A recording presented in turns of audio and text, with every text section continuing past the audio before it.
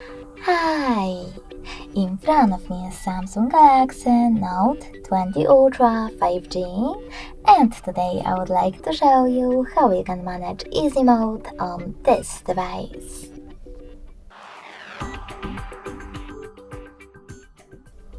First of all, go into settings and scroll down just a bit. Now click on display. Over here, scroll down again. Select Easy Mode section and tap on this gray switcher next to Easy Mode feature. As you can see, after that, Easy Mode is on. In order to go back to the standard size, you need to access settings again, tap on display, scroll down and choose Easy Mode. Then click on the same now blue switcher. Thanks so much for watching. If you enjoyed this video, leave a like, comment and definitely subscribe.